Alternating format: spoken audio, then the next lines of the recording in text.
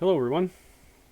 Today we will be starting the second section of quadratics, which is quadratics in standard form and factored form, which I haven't written yet because we'll be getting to factored form soon. So just a reminder, way back when we started this quadratics unit, it was mentioned that there were two ways of working with quadratics.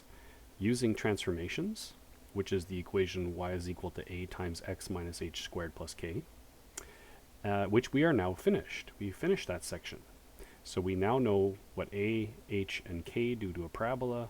We can solve word problems with that equation. But there's a whole other way of looking at quadratics, and that is by using the zeros or the roots of the equation. But to get to using the zeros and the roots, we have to have a few skills before we get there. And one of the first things we're going to talk about is what is standard form. But before we even get to that, one skill that is absolutely necessary is the skill of multiplying expressions. And that's basically what we're going to be focusing on today. So if I asked you, for instance, and I'm going to start with a very easy one, what if I had asked you to multiply 3 times x plus 2?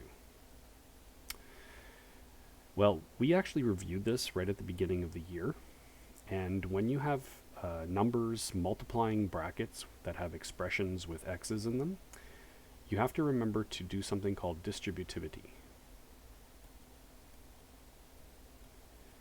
Basically, that means that anything that's outside of the bracket here has to multiply everything that's inside the bracket. Because effectively there are 3 brackets. So if there are 3 brackets, how many x's are there and how many 2's are there? Well, there's 3 x's and there's 3 2's. So we shorten that up by just writing 3x plus 6. Now this is not a quadratic.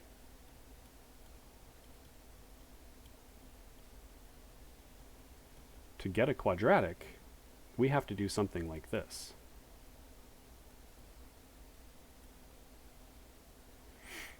Now we have not just a number or a coefficient in front of the bracket, but we have a number and a letter in front of the bracket. So when we have a number and a letter in front of the bracket, things change just a little bit because we are still going to be distributing,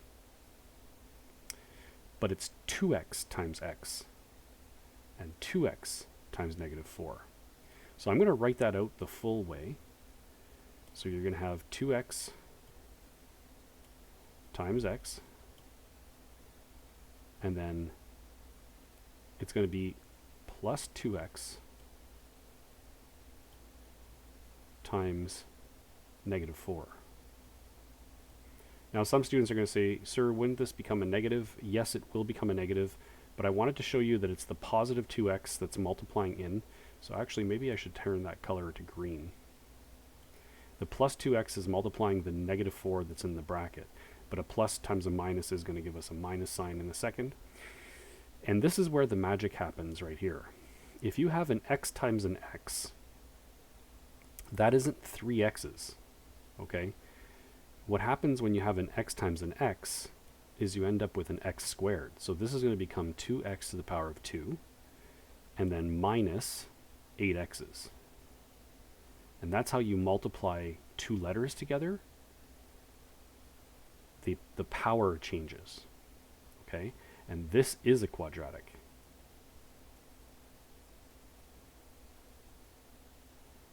Now, I want to discuss a little bit the word quadratic.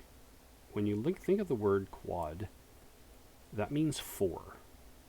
So what part of this equation has a 4 in it? There's no 4's in there, okay? So why is, and we talked about the fact that it's the power of 2 that makes it a quadratic. That's not a power of 4, so why are they called quadratics? Well, in order to introduce that idea to you, we have to use these things called algebra tiles.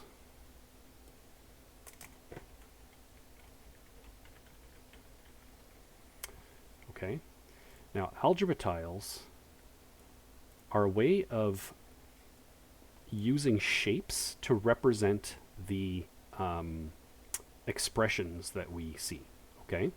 So let me explain how this works. You have this one red square tile here, and what we're going to say is this red square tile has a length and a width. and the length and width are both 1. Okay? So what is the area of this red square? Well, the area is length times width, which is just 1 squared, which is just 1. Okay? Now this green rectangle has the exact same width as that red square. So it also has a width of 1. But its length, we're going to call x. All right? And that means that this area is 1 times x, which just represents x. This big green square has a length and a width exactly the same as the length of the rectangle up here. So this is x by x.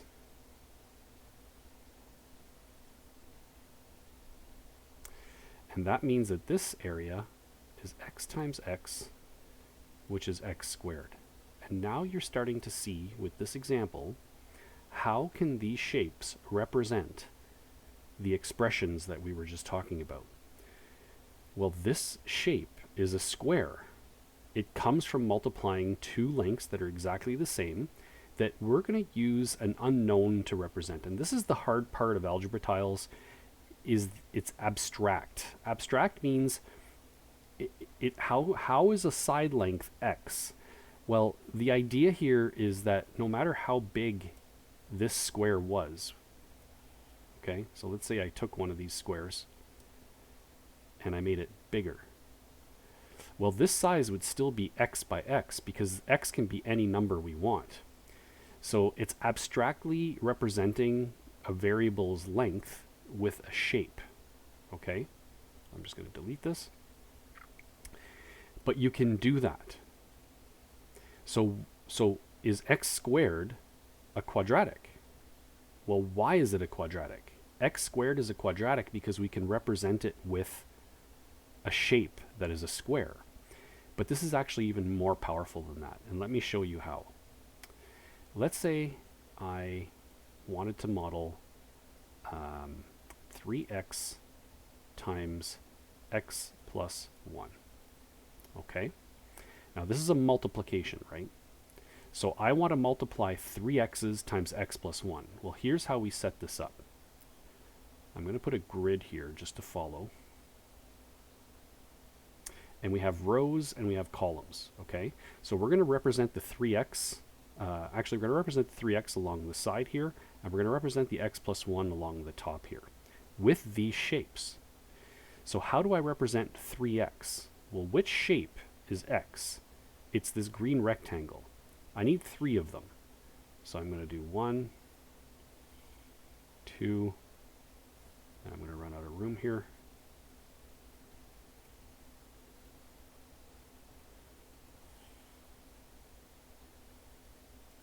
And 3.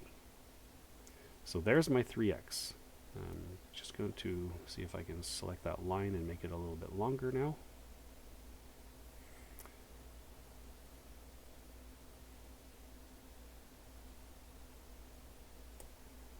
Okay, so I've got 3 x's along the side. I want to represent x plus 1 along the top. Well, to do that, I'm going to need another x shape, but I'm going to have to rotate it horizontally. I'm going to put it here.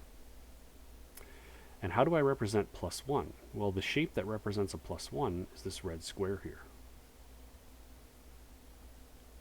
So this length is now x plus 1, and this length down here is 3x. Now, let me zoom out.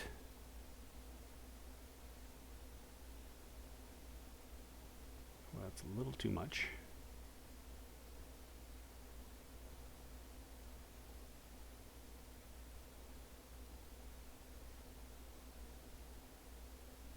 Let's go to there. Okay? We need to multiply 3x times x plus 1. Well, that means we have to fill in these shapes, all right? But we don't want to fill them in this way, because actually if I even tried to fill it in this way, it wouldn't work, because the width of these rectangles doesn't equally fit into that green rectangle. So that's the wrong shape to be using to fill in that space. Well, what shape would fill in the space that's this long and this wide? Well, that's this x squared. Now, how many x squares would we need? One there, and one there. We would need 3x squares to fill in this space. Well, watch what happens when I distribute into this bracket. What is 3x times x? Isn't it 3x times x, which gives me 3x squared? So at the moment, the algebra tiles match the algebra itself. What shape now would we get when we multiply the 3x times the 1? Well, that's going to be found here. We've got 3x's multiplying 1. Well, what shape fits each one of these sections here? That would be, oops, sorry about that. That would be one of these rectangles. Fits perfectly into that space. How many rectangles do I need? I need 3 of them. So 3x times 1 gives me 3x.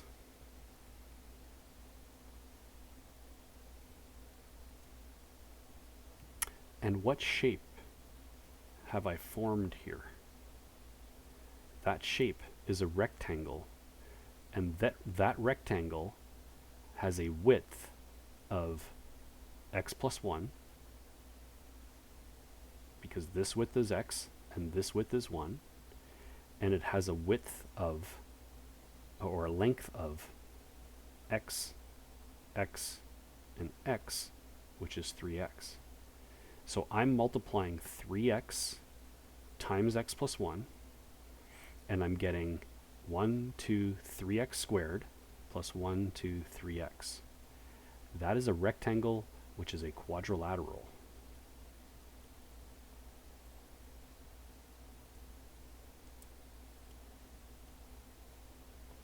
And there's where the word quad comes in quadratic. Because x squared is a square, and you can put all of these shapes together to form rectangles, these are called quadratics because they are quadrilaterals. Okay?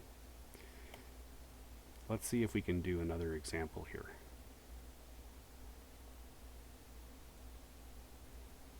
So I'm going to have to, let's see if I can do this.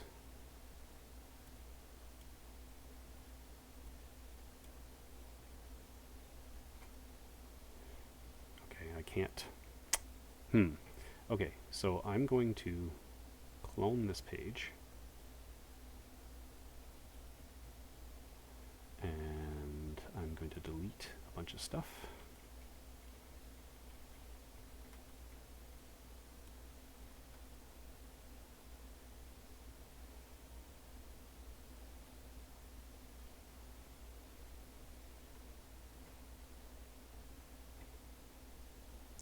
So let's say we wanted to model another one. Let's say we wanted to model 2x times x plus 3. Okay? So how would I model that? So I would take 2 algebra tiles for the 2x, and then the x plus 3. I need 1 algebra tile, and I'm going to turn it horizontal so that I can fit it up here. And I'm going to take 3 of these red squares to represent plus 3. And now I've got to fill in that space. So I'm going to have 1 big square here, 1 big square here. I'm going to have how many rectangles? 1, 2, 3. And just to save some time here, oh, I guess I can't select those. 4, 5, 6. So what is my final answer? So how many x squares do I have? I have 1, 2x squares.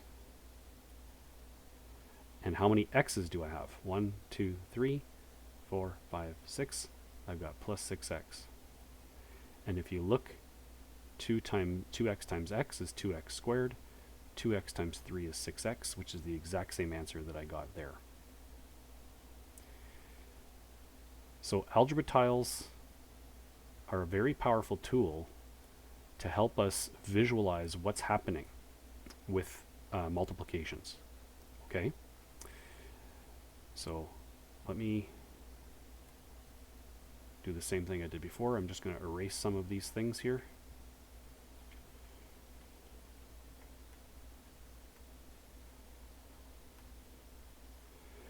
Now, one multiplication that's actually quite important is called a binom times a binom. Okay? Now, what does that mean?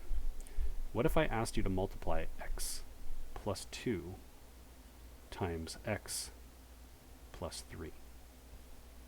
What is that going to give me? So let's model it with our algebra tiles. Let's do x plus 2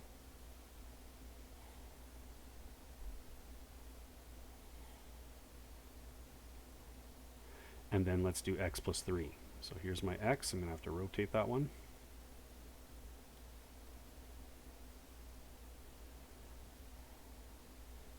Plus 3. And now I've got to fill in all of that space, okay? So I want you to follow along with me here. We're going to do row by column, okay? So it's x times x, which is x squared. Now at the same time as I do that, I'm going to label with distributivity what's happening up here. So the first thing we did is multiplied x times x to give us this x squared. Now we're going to do x times 3, row times column. So x times 3 is going to be this multiplication here. What does that give us for shapes? We've got 1, 2, 3 x's.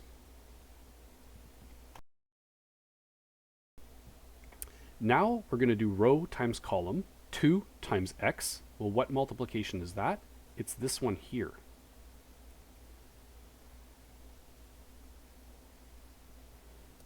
Okay, so we're multiplying the 2 times the x now, row times column. What shapes go into that position?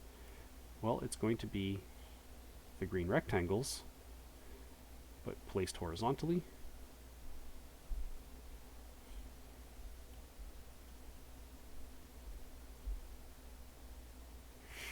Now, what shapes are going to fill in the 2 times 3, which is the last multiplication we have here? Row times column, 2 times 3. Well, we know 2 times 3 is 6. And if you look at it, the only shape that fits here is if we put 6 of these red squares into that position.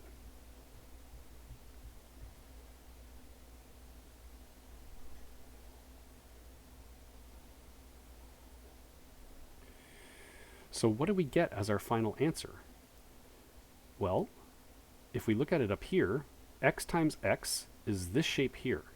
X times x is x squared. Then we have x times 3. X times 3 gives 1, 2, 3 x's. Then we have 2 times x, which gives us 1, 2, 2 x's. I'm just going to erase this to get it out of the way. And our last multiplication is 2 times 3. 2 times 3 gave us 6. Now when I add all those shapes together, you can group up all of the shapes that look the same, just like we did for the 6 little squares here. We just called that 6. Well, how many of these green rectangles do I have? I have 5 green rectangles in total. Well, look at right here. These two things are called like terms, because I'm just counting up how many x's I have when I add them. What is 3x plus 2x? 3x plus 2x is 5x. So we end up with x squared plus 5x plus 6. So we started with 2 things multiplying 2 things. Each thing in the first bracket has to multiply each thing in the second bracket. So that first x has to multiply x and 3, and we saw that by the row and column multiplication. That too has to multiply the x and the 3. We saw that by the row and column multiplication. So we originally end up with 4 different things, but those 4 different things turn into 3 things. And that last thing is a quadratic. Now it's a special quadratic. That is a quadratic in what we call standard form. Okay? That's the way that quadratics are usually written in mathematics. That's why it's called standard form. And it matches the quadrilateral shape of this rectangle right here with all of those shapes there. Okay? So that quadrilateral is the exact same thing as that quadratic. Now it's an abstract representation of it. Remember that it's the length of these things that would be x, right?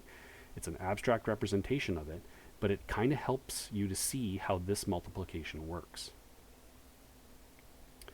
Now, as mathematics and mathematicians got more and more comfortable with this stuff, they kind of ended up dropping the algebra tiles, but you can still use them. But I'm going to show you another example here.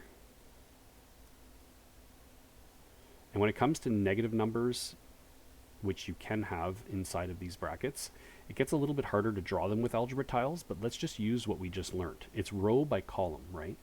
So this first thing multiplies that first thing. That gives us x squared. This first thing multiplies that last thing.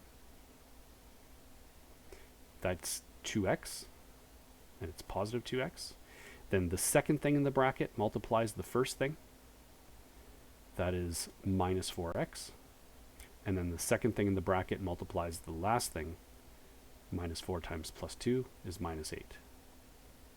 And then at the very end, these two things are like terms, and they group together. And that gives us x squared plus 2 minus 4 is minus 2x minus 8.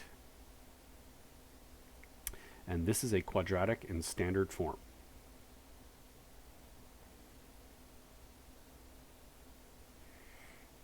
Okay, this form up here is actually called the factored form of a quadratic.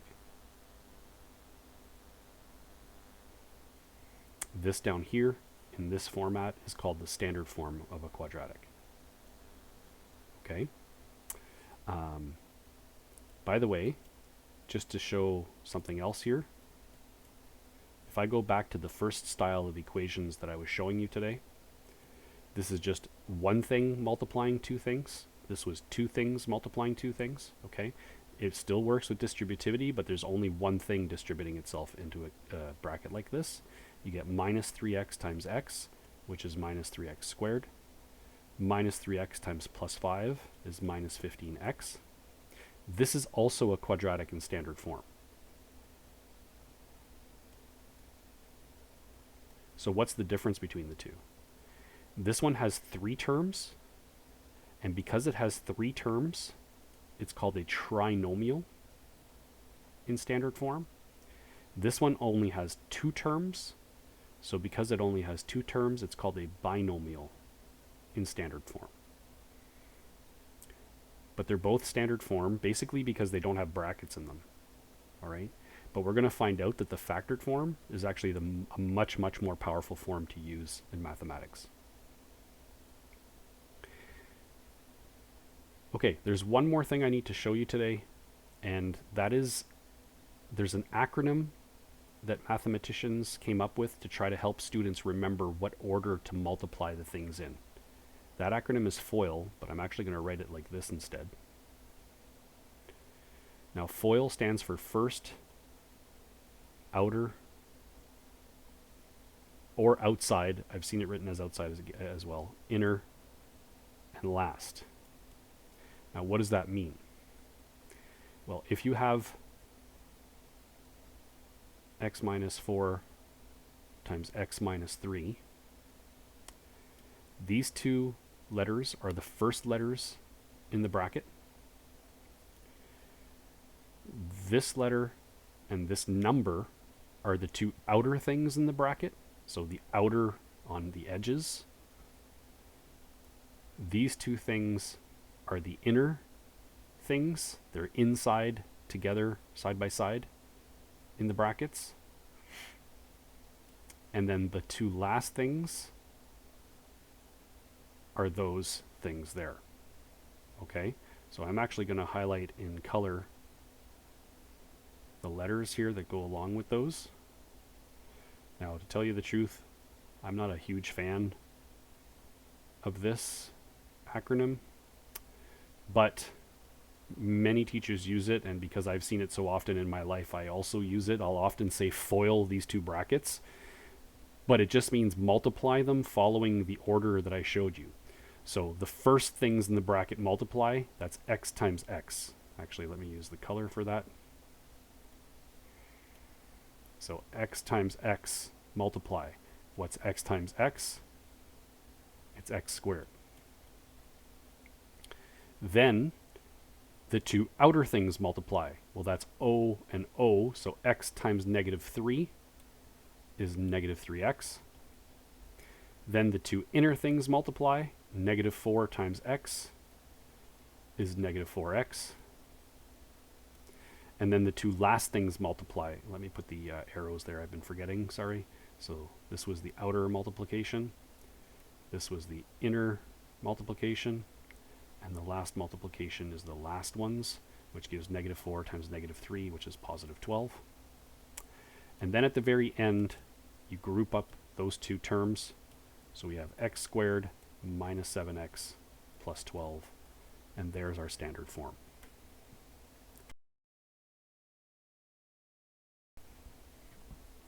So as a summary, this example needs to be known how to do it. It's a technique called distributivity or FOIL when you have binomes multiplying each other. And this technique here, which I showed in the previous example of multiplying one thing into a bracket, also needs to be known. And we used Algebra Tiles to help us understand how that all works. If you're interested, there are online Algebra Tiles. Let me just switch over here to another page. So I found the Algebra Tiles, so MathsBot website, and another one here at the nctm.org website. Now this one is interesting because this one, we're doing something called expanding right now. So these two here we're not using, which you can click on, okay? It'll give you a problem and you have to build it, and then you have to click the check mark to see if it's okay. So this is the nctm.org Algebra Tiles site. So just to show you how you could do this, so it's 1 plus 3x. So here are your algebra tiles. So 1 plus 3x. Now notice that they use different colors. Don't worry about the colors, it's really the shapes that matter. And then 2x plus 2. So oops, so I have to put 2x, and it'll flip it for me if I have to put it in there, plus 2. Oh, and I made a mistake there. That should have been at the end. So I could just slide that over. So now I've got to fill in all of those shapes. So what fills in these shapes? Okay. So as soon as I press the check mark, once I've built my my model, it'll allow me to now put the x squared in there. So I'll put 1, 2, 3x squared. 1, 2, 3x squared. And then here I need the rectangles, so I can't put that one there, so I'll turn it like so. Now I should be able to grab it like that. So same thing here, I'll bring this one in and I'll turn it like so. So these ones are the wrong way now, right? So not sure how, oh, there's an eraser here, so I'm going to erase that one. So I'm going to turn them back the other way.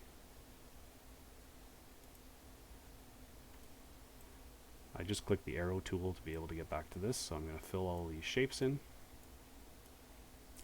And then these two shapes are 1s, so I'm going to put the 1s in there. And now I would just count up how many x squares. So there's 6x squared, so 6x squared. So the keyboard here allows me to type that in. There's 1, 2, 3, 4, 5, 6, 7, 8 x's. So plus 8 x's. And then there's plus 2 squares. And if I press the check mark, it'll tell me that I have it right. Now what's interesting is I can throw it away and do other ones. And if I don't like the ones that are there, I can keep pressing this until I get one that I do like. Okay. Some of them are too easy. Some of them are very similar to what we did today. So I like this site. This site is a little bit more freeform. You can type in an equation and then you can just move these around. Now, why are there two different colors? There's two different colors because of the negatives. If you want to represent a negative x squared, you would just use a different tile. But a positive x squared and a negative x squared cancel out to 0. So you'd have to delete those yourself to show that they cancel out to 0. I don't like using the negative tiles when you're learning these at first because they are a little bit confusing. But this site here, the NCTM site, is a really good one to practice this stuff on. Okay, so that is today's lesson. I'm going to give you some homework to practice this, so please make sure to do so. And we will talk tomorrow. So have a great day.